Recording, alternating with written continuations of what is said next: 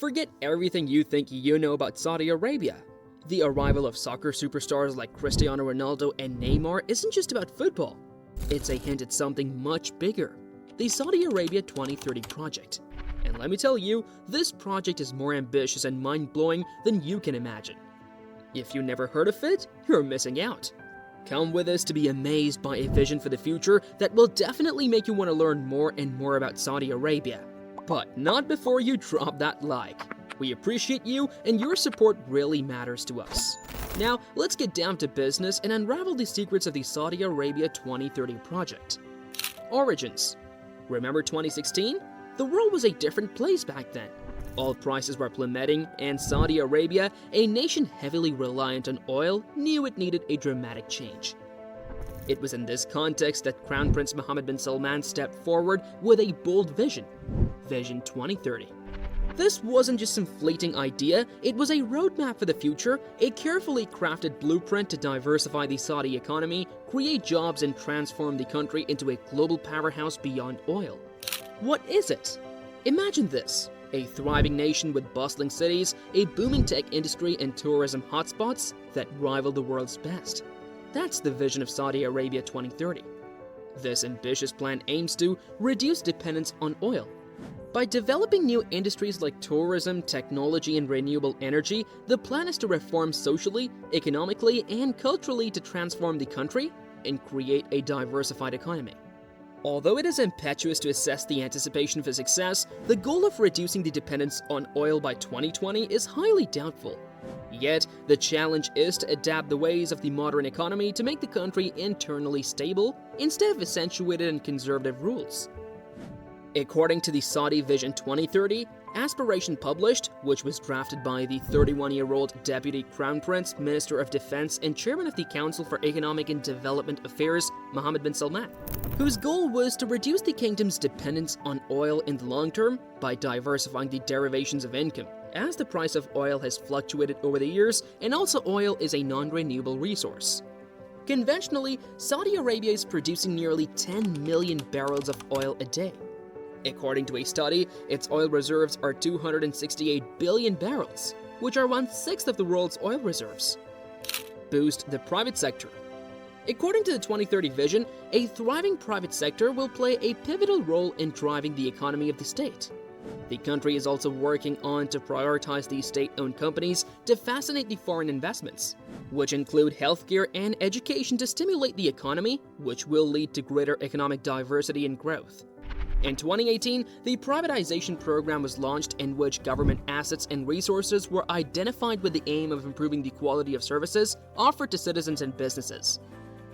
Major achievements of the program include the perpetration of the Saudi privatization law, an establishment of the National Center for Privatization and Public-Private Partnership (NCP) that institutes the rules and procedures for identifying government assets and services that can be privatized.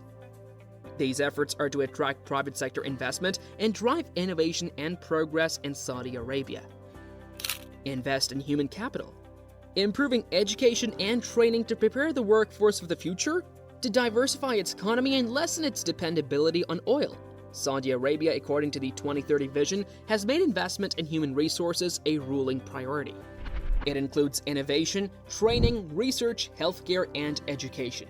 Human capital has become important in promoting economic growth and development.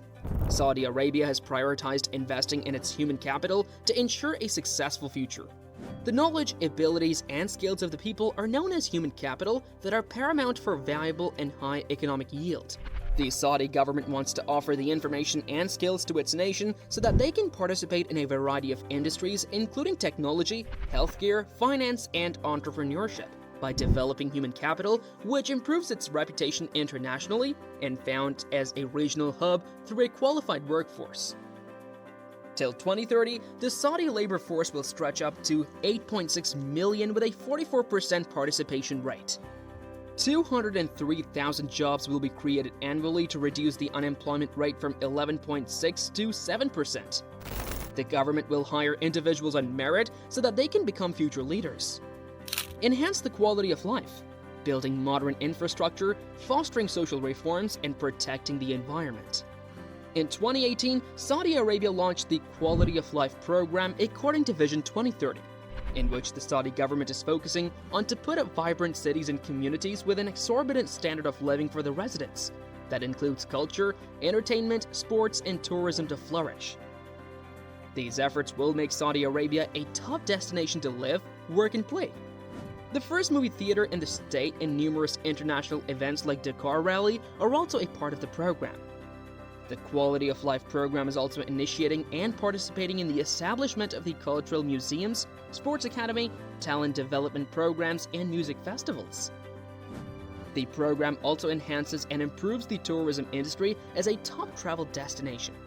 In short, this Quality of Life program will try to create necessary rules and policies to make it easier for the private sector to invest in any of the fields in Saudi Arabia. Think of it like a complete makeover for Saudi Arabia, transforming it from an oil-dependent nation to a diversified, modern, and prosperous country. But this isn't just talk.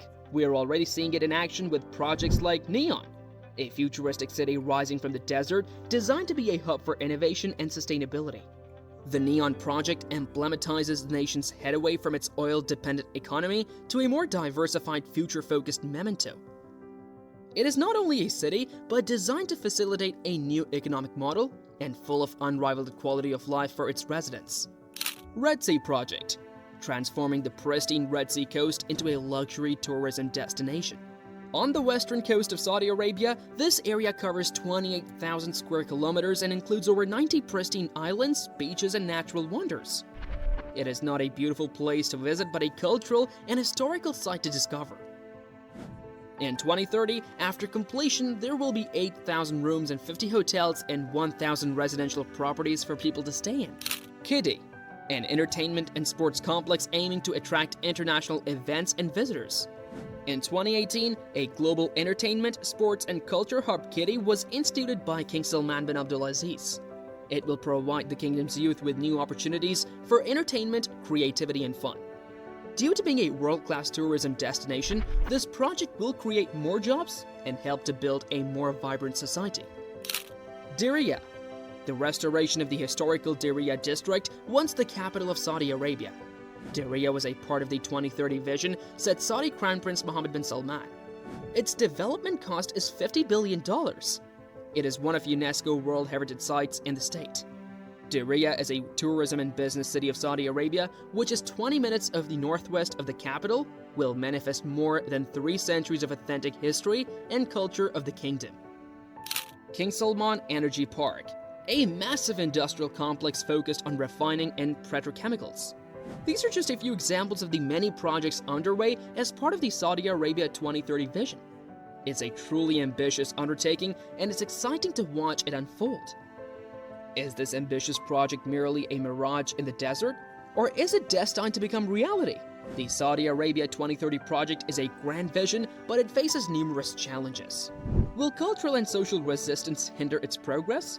Can Saudi Arabia develop its workforce without relying heavily on foreign labor? How will the project address environmental concerns while also achieving its ambitious goals? And most importantly, will this project truly benefit all of Saudi Arabia's citizens? Now we know that you're dying to discover the answers to each one of these questions. But wait a minute, you guys, we cannot give you everything at once, can we?